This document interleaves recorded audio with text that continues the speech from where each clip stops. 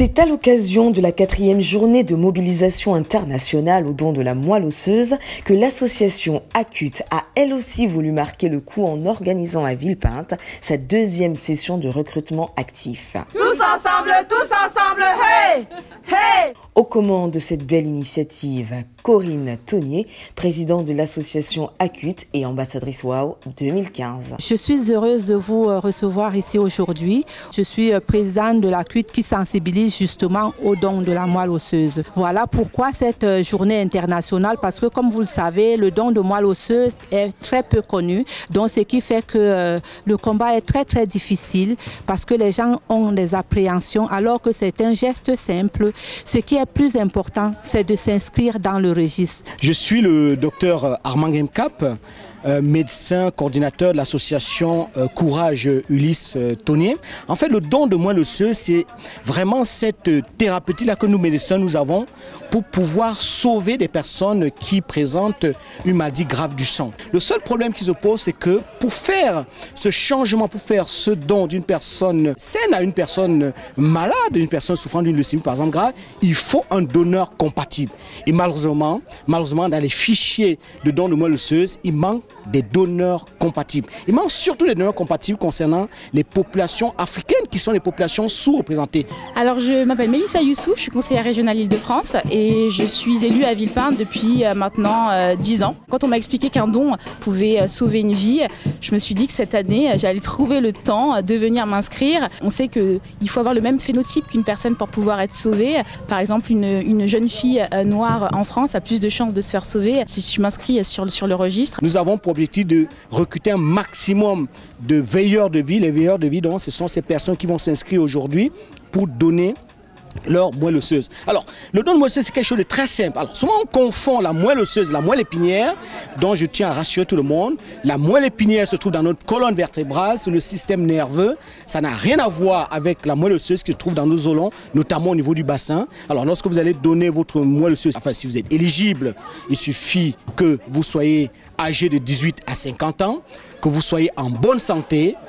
Aujourd'hui, par exemple, vous allez remplir ce questionnaire qui va permettre de valider cette éligibilité-là et après, vous allez bénéficier d'un prélèvement salivaire. Le prélèvement salivaire va nous permettre de pouvoir établir votre carte génétique parce que nous tous là, nous avons une carte génétique. En plus, il faut se renseigner. Moi, je ne savais pas. C'est beaucoup plus simple que ce qu'on pense et c'est beaucoup moins douloureux que ce qu'on pense. C'est pas du tout douloureux par ailleurs.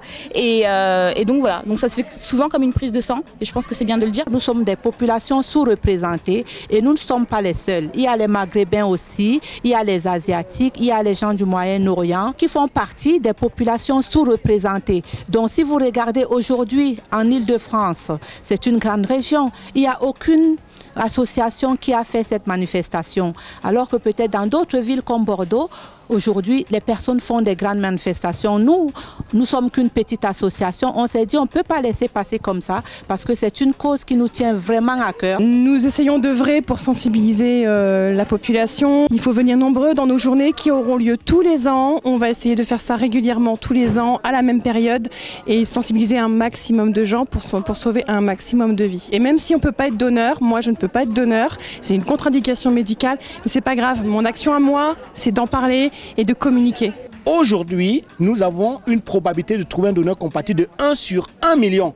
Ça, c'est dans les registres européens. Mais lorsqu'on va interroger des personnes dans des registres des personnes qui sont originaires d'Afrique, la probabilité de trouver une personne compatible, elle est nulle. Donc il faudrait qu'on inverse un peu cette tendance-là, que nous changeons nos mentalités et que nous essayons de nous inscrire le maximum possible sur ces registres. Pourquoi? Parce que si ces maladies-là, au départ, on pense que ça ne nous atteignait pas, parce que malheureusement, je suis médecin, je sais de quoi je parle, les diagnostics n'étaient pas faits parce que les gens mouraient d'infection et puis on savait qu'ils étaient morts, on ne cherchait pas à savoir quelle a été la cause de cette fin brutale-là. Aujourd'hui, avec les évolutions de la médecine, on arrive à faire des diagnostics et on s'est rendu compte que beaucoup d'Africains souffrent de maladies sanguines graves. Je lance aussi en même temps un appel à nos pouvoirs publics de faire bouger les choses. Parce que nous ne sommes qu'une association, nous ne pouvons pas aller plus loin, mais nous sommes le fil conducteur. Ici aujourd'hui, il y a l'agence de biomédecine qui est représentée, l'établissement français du sang qui est représenté.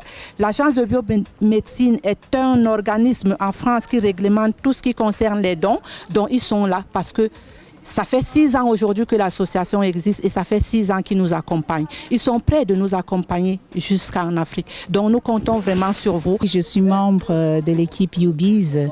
Nous sommes venus soutenir Corinne Tonnier, notre ambassadrice WOW, pour toute l'action, le combat qu'elle mène. Je trouve qu'elle est vraiment très courageuse et tout, et on doit la soutenir. Et c'est par des actions comme celle-là qu'aujourd'hui, qu'elle organise sur Villepinte, mais moi en tant que vice-présidente de la région auprès de Valérie Pécresse en charge de la santé, je vais m'atteler à faire en sorte que Corinne puisse intervenir dans les instituts de formation, puisqu'effectivement avec les modules qu'ont les infirmières, et notamment le module hématologie, il faut qu'elle puisse aussi intervenir concrètement.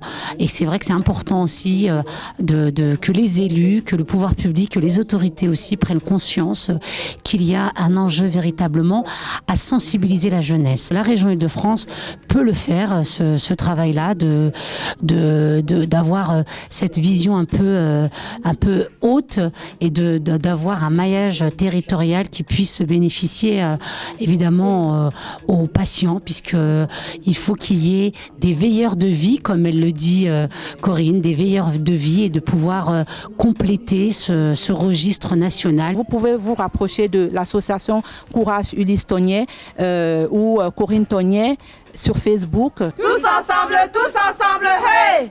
Hey! Tous ensemble, hey!